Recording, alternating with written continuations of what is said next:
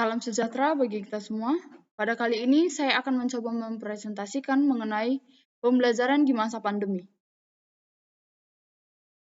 Dengan mata kuliah Perencanaan Pembelajaran Antropologi, dengan dosen pengampu Bapak Daniel HP Simanjuntak, SOS MSI, saya Lydia Christina Situmorang, dari kelas regional 2020, dengan NIM 320 312 2036.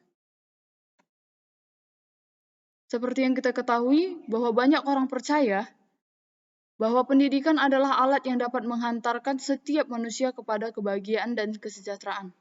Oleh karena itu, jika seseorang ingin mencapai kehidupan yang lebih baik, maka ia harus memiliki pendidikan yang lebih baik. Sehubungan dengan itu, saat ini pemerintah melalui Kemendikbud mengeluarkan suatu program yang dipercaya dapat membantu para pelajar sebagai generasi muda untuk bisa mencapai cita-citanya dengan lebih baik. Salah satu programnya adalah Merdeka Belajar. Akan tetapi sehubungan dengan itu ternyata program Merdeka Belajar dan program lainnya ini memiliki suatu masalah yang cukup dibicarakan. Oleh karena itu, saya membawa 4 rumusan masalah yang dapat dibahas pada presentasi kali ini. Yang pertama adalah, apa sajakah dampak kampus Merdeka Belajar bagi mahasiswa yang turun ke lapangan untuk melakukan observasi langsung dalam situasi pandemi? Yang kedua, apakah program sekolah penggerak sudah berjalan dengan baik terkait siswa yang kurang memiliki potensi dalam iptek? Yang ketiga adalah bagaimana partisipasi orang tua terhadap anak dalam pembelajaran daring? Dan yang keempat adalah bagaimana partisipasi guru terhadap siswa yang lamban akan iptek dan daya tangkap. Yang pertama adalah bagaimana dampak kampus Merdeka Belajar bagi mahasiswa. Terkait dengan itu, dengan dikeluarkannya kebijakan untuk menerapkan pembelajaran jarak jauh atau secara daring, ternyata dirasa belum efektif untuk menyiapkan pembelajaran saat adanya wabah COVID-19. Karena masih terdapat banyak sekali kesulitan pada awal berjalannya daring ini, bahkan saat pembelajaran daring berlangsung.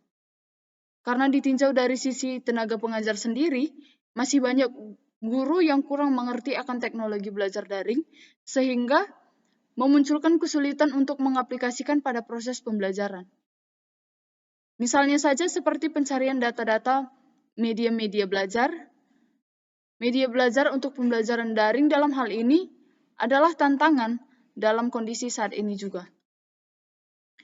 Yang kedua adalah program sekolah penggerak siswa dalam iptek. Untuk program sekolah penggerak terkait tentang potensi siswa dalam bidang iptek, masih ada juga ternyata siswa yang kurang paham terhadap teknologi dan juga dalam menggunakan perangkat dalam pencapaian belajar. Dan bahkan masih ada beberapa siswa yang belum memiliki fasilitas yang cukup. Misalnya saja masih ada siswa yang susah untuk memiliki Android. Sehingga hal ini akan menghambat program sekolah penggerak itu sendiri. Yang ketiga adalah bagaimana partisipasi orang tua dalam pembelajaran daring. Seperti yang kita ketahui bersama, bahwa pembelajaran daring ini akan membuat setiap orang membuka wawasannya terhadap teknologi. Dalam hal ini, peran orang tua sangat penting untuk menyukseskan pembelajaran anak itu sendiri. Karena di dalam pembelajaran daring ini dilakukan dari rumah. Oleh karena itu, dibutuhkan pantauan orang tua untuk anaknya bisa fokus dalam pembelajaran. Lalu yang ketiga adalah bagaimana orang tua bisa menjadi motivator untuk anaknya di dalam pembelajaran. Dan orang tua bisa membantu peran guru di sekolah untuk bisa mensukseskan pembelajaran daring anak itu sendiri.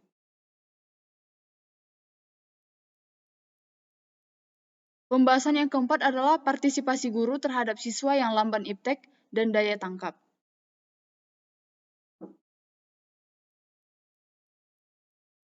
Seperti yang kita ketahui adalah masih banyak juga siswa yang tertinggal dengan teknologi. Memang seperti yang kita ketahui bahwa potensi setiap anak itu berbeda.